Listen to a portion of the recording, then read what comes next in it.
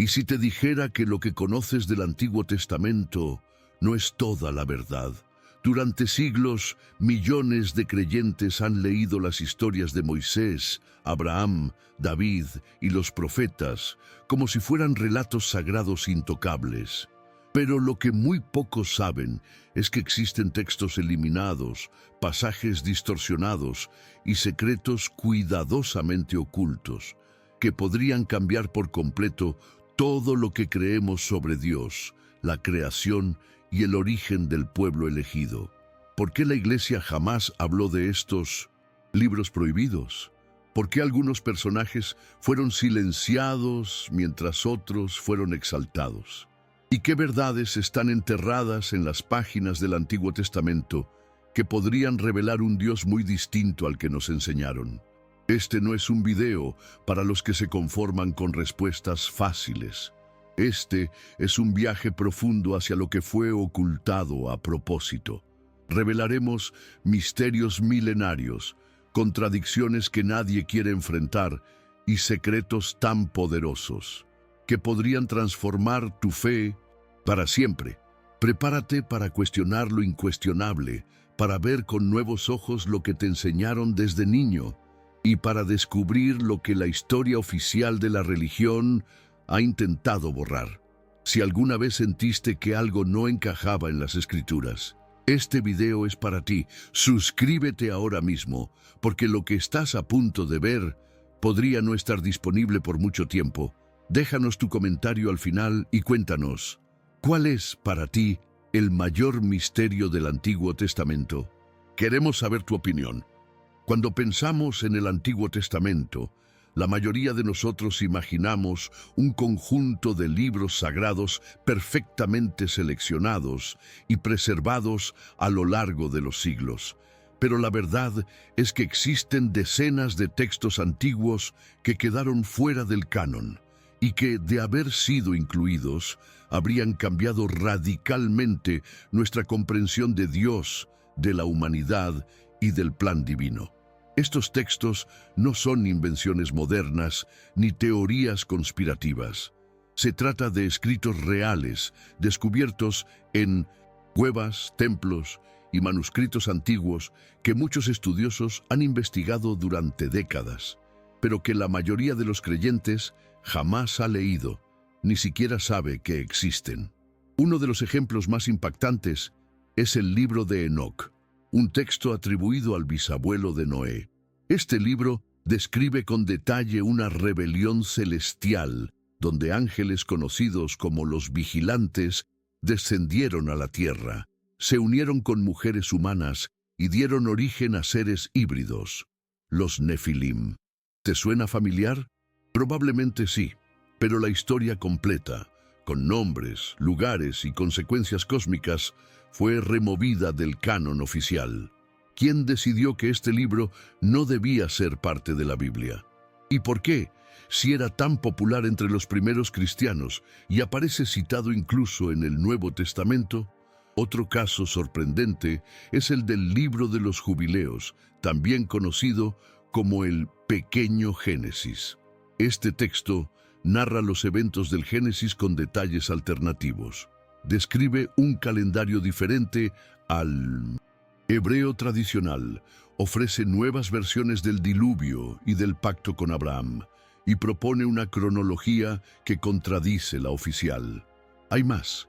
El libro de los gigantes, encontrado entre los manuscritos del Mar Muerto, detalla sueños, guerras y visiones de los propios Nefilim, revelando una perspectiva completamente distinta sobre la lucha entre el bien y el mal en los tiempos primitivos.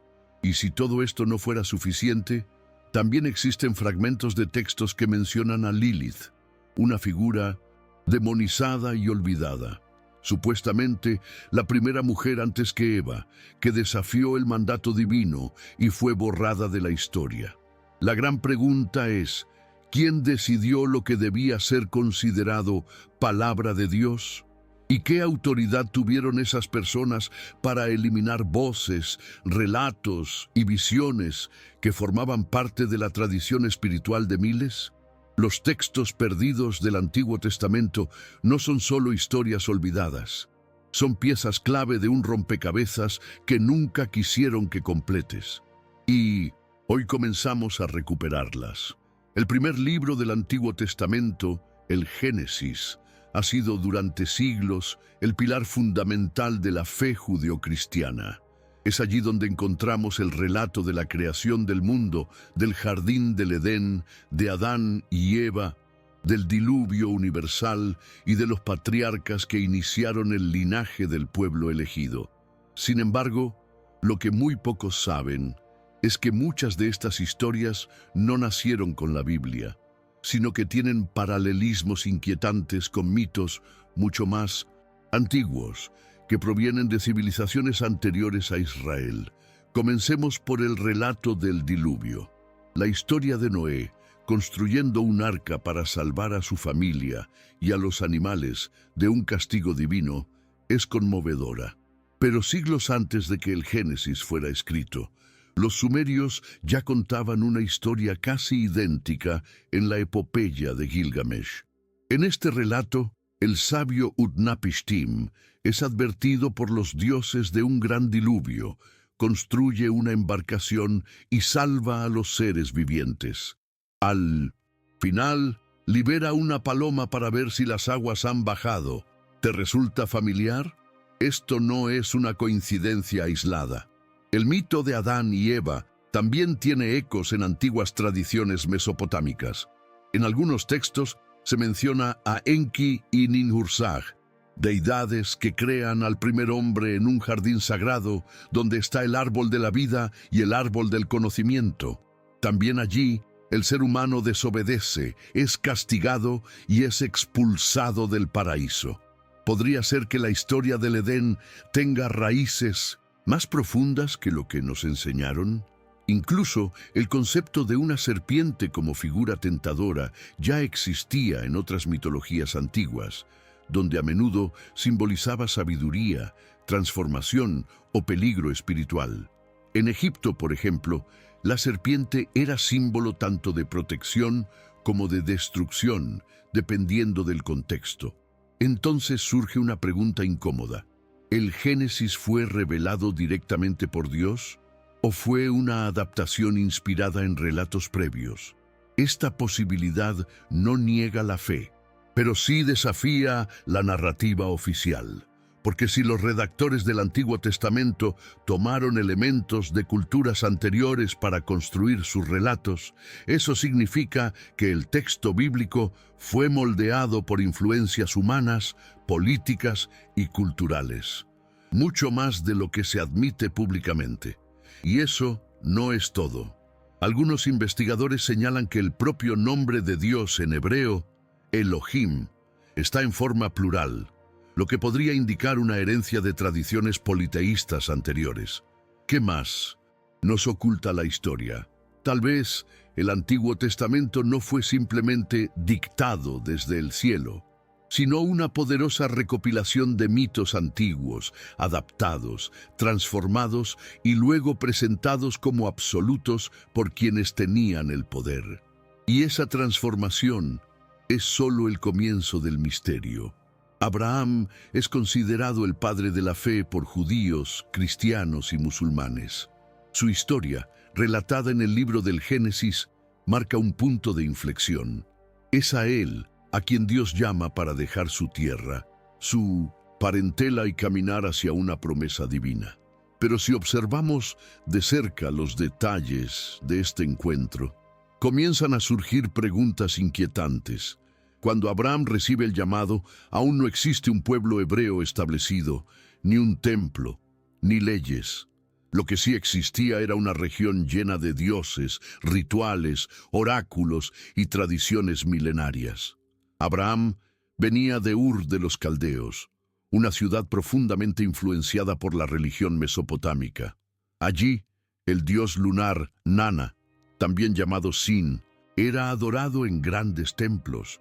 Podría ser que el Dios que se le apareció estuviera vinculado a esta cosmovisión. La Biblia menciona que Abraham escuchó la voz de El Shaddai, una de las formas antiguas del nombre divino.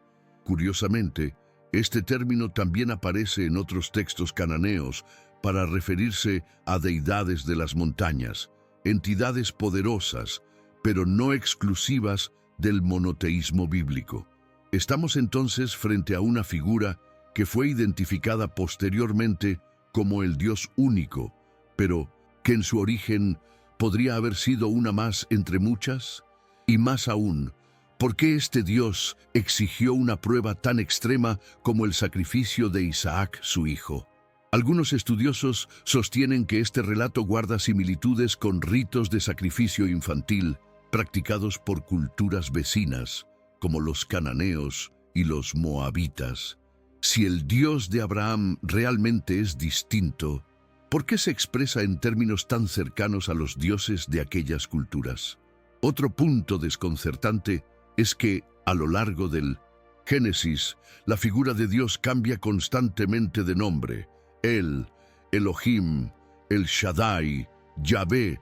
Cada uno de estos nombres parece corresponder a una época o autor diferente, lo que sugiere que el relato de Abraham fue compuesto a partir de múltiples tradiciones, fusionadas y adaptadas para formar un solo discurso. Y si eso es cierto, debemos preguntarnos, ¿Abraham fue testigo de una revelación divina pura o fue parte de un proceso religioso en construcción? ¿Hablaba con el mismo Dios que adoramos hoy o con una versión arcaica y enigmática de una divinidad que evolucionó con el tiempo? El Antiguo Testamento nos muestra un Dios que cambia de tono, de nombre, de rostro. Pero en el fondo, ¿quién era realmente esa voz que guió a Abraham al desierto? ¿Y por qué se nos enseñó una sola versión de esta historia, si en las sombras hay muchas más? Quizás el verdadero misterio de Abraham no es su fe, sino la identidad del Dios que le habló por primera vez. Uno de los pasajes más enigmáticos del Antiguo Testamento aparece en Génesis 6:4, donde se menciona a unos seres llamados Nefilim. El texto afirma que, en los tiempos antiguos, los hijos de Dios se unieron con las hijas de los hombres, y de esa unión nacieron los Nefilim, descritos como gigantes y hombres de renombre. Pero lo que la mayoría de las iglesias evita comentar es que este versículo ha desconcertado a teólogos, historiadores y arqueólogos durante siglos. ¿Quiénes eran exactamente estos hijos de Dios? ¿Y qué tipo de criaturas eran los Nefilim?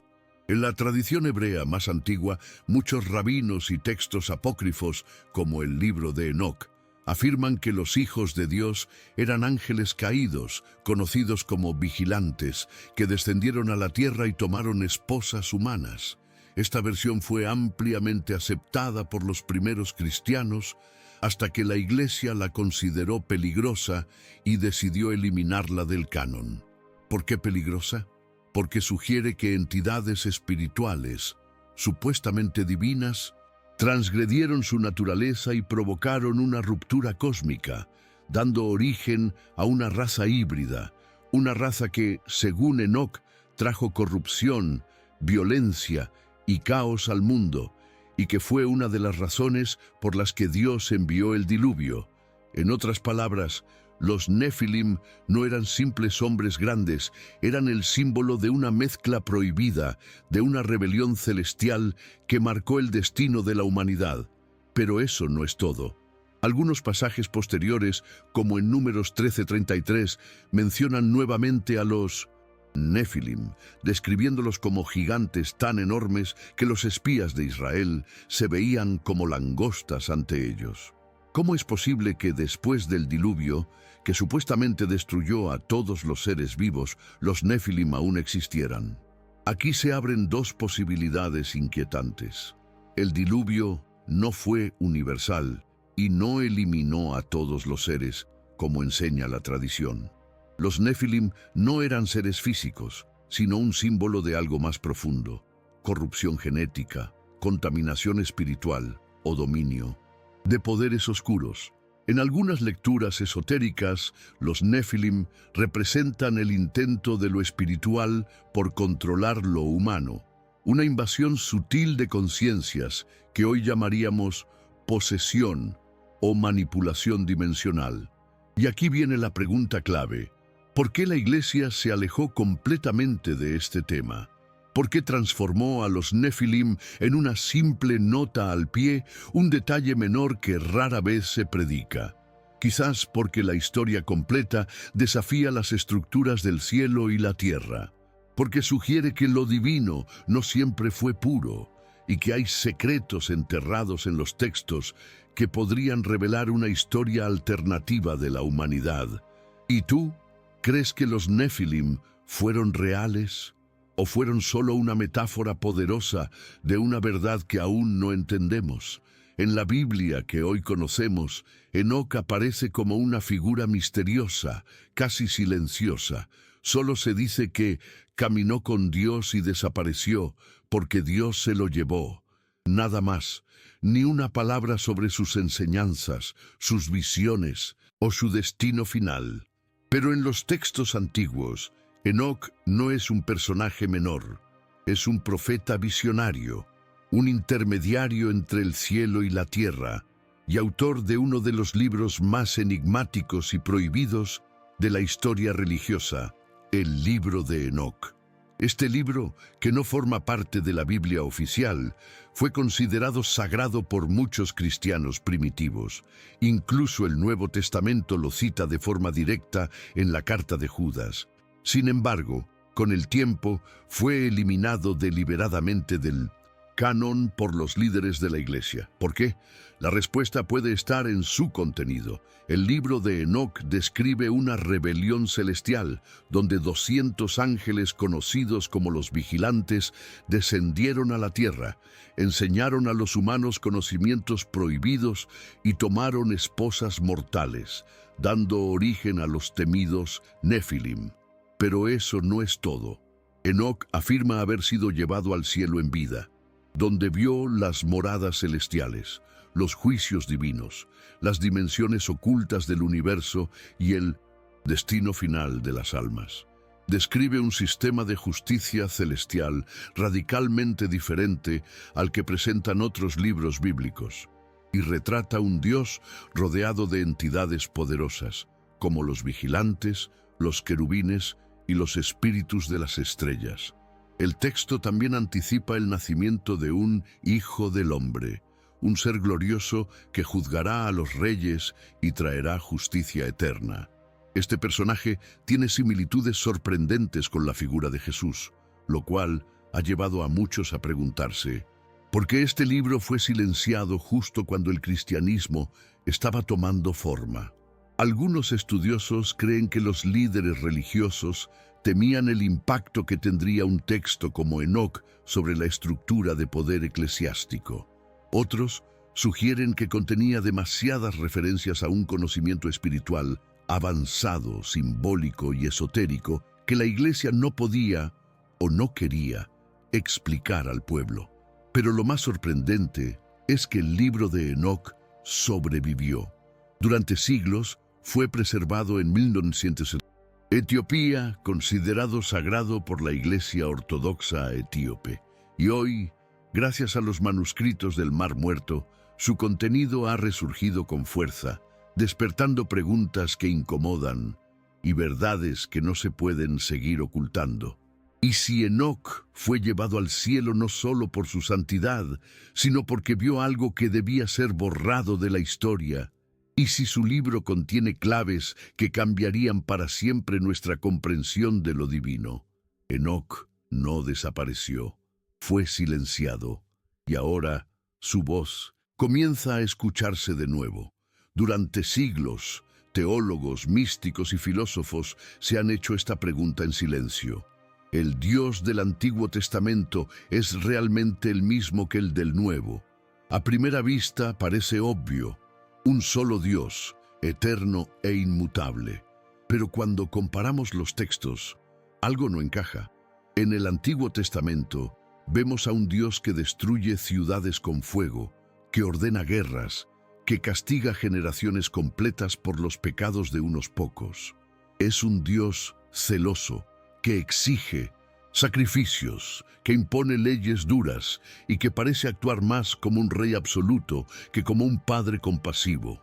En cambio, en el Nuevo Testamento, Jesús nos habla de un Dios de amor incondicional, un Padre que perdona, que abraza al pecador, que busca al perdido.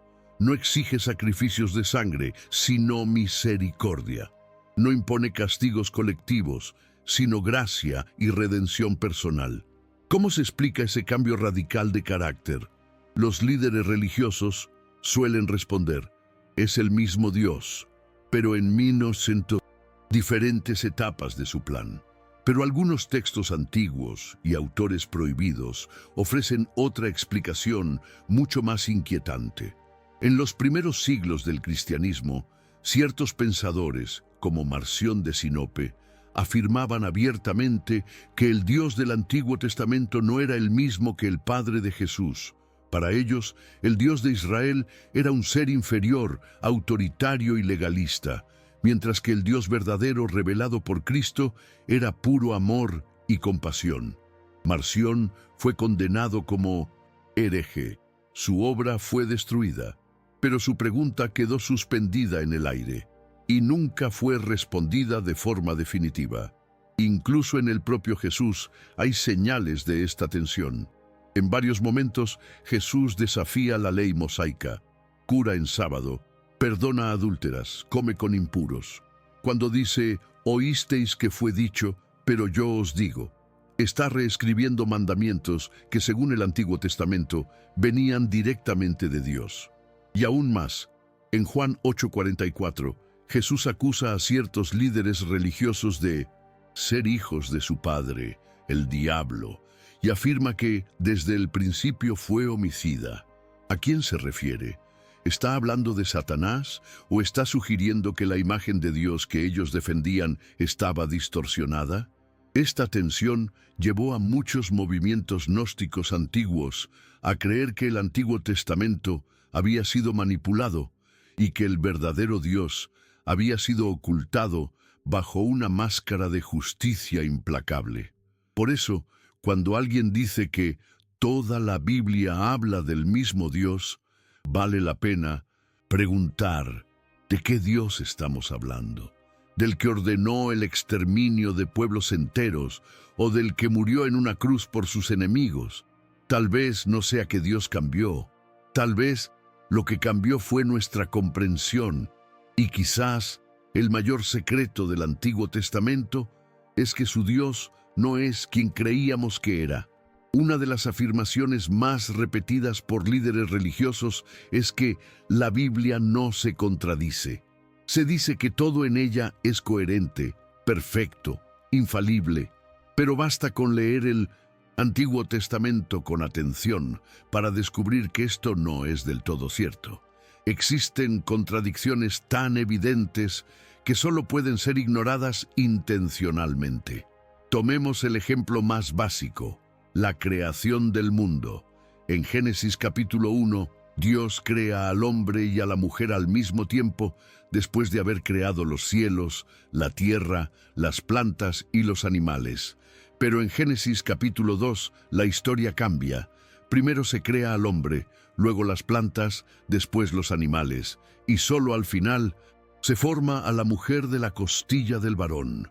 Dos versiones de un mismo evento, dos tradiciones distintas fusionadas en un solo texto, no es una excepción, es un patrón.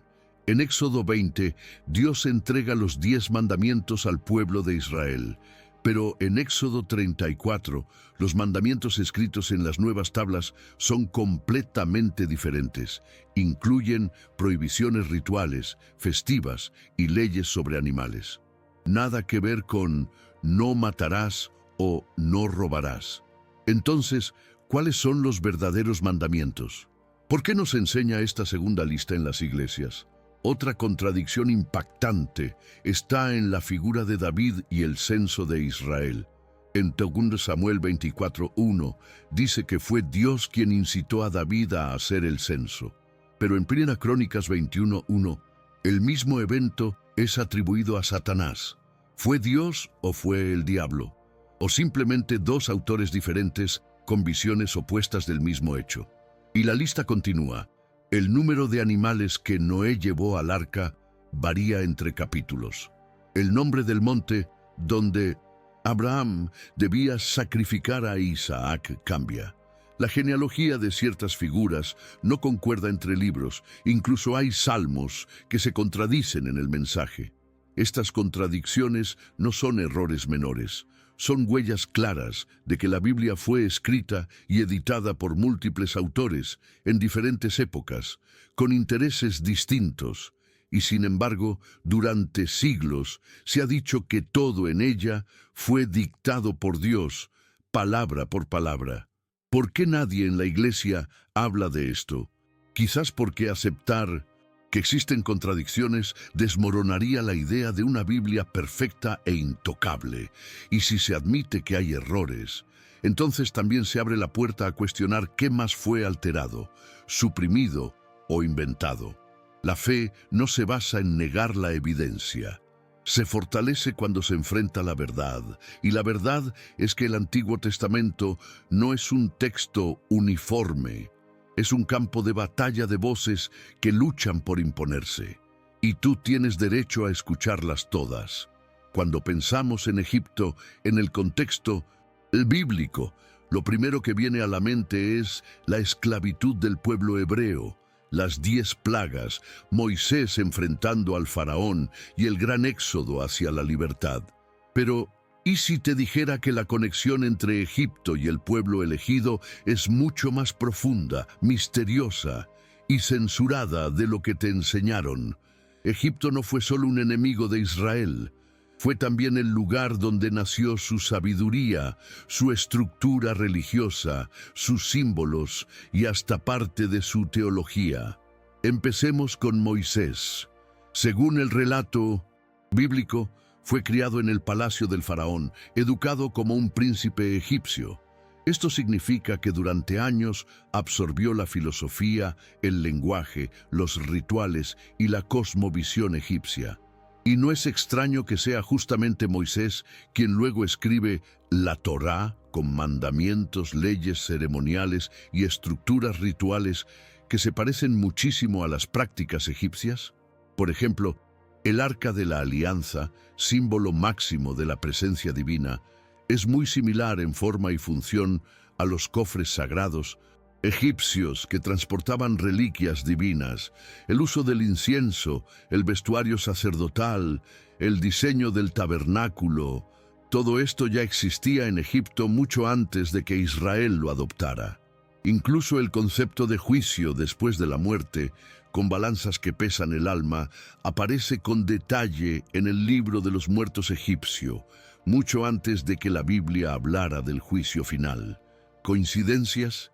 Aún más intrigante es el personaje de José, vendido como esclavo, convertido en gobernador del imperio y casado con una egipcia hija de un sacerdote. Sus hijos, Efraín y Manasés, nacieron de madre egipcia y sin embargo se convirtieron en 2 de las 12 tribus de Israel. ¿Qué significa eso? Que parte del pueblo elegido tiene sangre egipcia. Y si vamos más allá, el profeta Jeremías termina sus días en Egipto, no en Israel. Y en el mismo Antiguo Testamento se menciona que muchos israelitas, al enfrentar la guerra y la persecución, regresaron a Egipto buscando refugio. Entonces, ¿Egipto era un opresor o un segundo hogar, un enemigo o un espejo? Lo que jamás te enseñaron es que sin Egipto, Israel no sería lo que fue, y que muchas de las creencias que hoy consideramos únicas del pueblo hebreo ya existían en los templos del Nilo. Y si toda la narrativa de liberación fue construida para ocultar algo más profundo, y si la verdadera historia entre Egipto e Israel no fue de opresión, sino de simbiosis espiritual. Este capítulo final no busca desacreditar la fe, sino revelar sus raíces, y una raíz oculta no deja de ser real por estar enterrada. Ahora que llegamos al final de este viaje, una cosa queda clara. El Antiguo Testamento es mucho más que un conjunto de historias religiosas. Es un libro de misterios, de símbolos ocultos, de voces silenciadas y verdades que incomodan. Es una puerta hacia lo divino, pero también un espejo de las decisiones humanas que moldearon nuestra fe. A lo largo de este video, descubrimos que los textos perdidos, las contradicciones, las influencias egipcias y las figuras enigmáticas como Enoc o los Nefilim no fueron errores ni casualidades. Fueron elementos deliberadamente ocultos, censurados o reinterpretados para construir una narrativa que sirviera a determinados intereses y silenciara otras verdades que podrían haber cambiado todo. ¿Y ahora qué? Ahora te toca a ti que llegaste hasta aquí, que escuchaste cada palabra con el corazón abierto. Tú tienes el poder de decidir si seguir repitiendo las versiones oficiales o comenzar a buscar por ti mismo. Porque tal vez la fe no consiste en creer ciegamente. Tal vez la verdadera fe es atreverse a hacer las preguntas que nadie quiere responder y seguir buscando, incluso cuando el camino te lleve a descubrir cosas que la Iglesia jamás te enseñó. Si este video tocó algo dentro de ti, si sientes que el velo se ha corrido un poco más, entonces no te vayas sin dejar tu huella. Suscríbete ahora mismo. Deja tu comentario. ¿Cuál de estos secretos te impactó más? Y comparte este video con alguien que merezca ver más, allá de lo que siempre le contaron. Nos vemos muy pronto en otro misterio, porque la Biblia aún guarda secretos que están esperando ser revelados, y juntos los vamos a descubrir.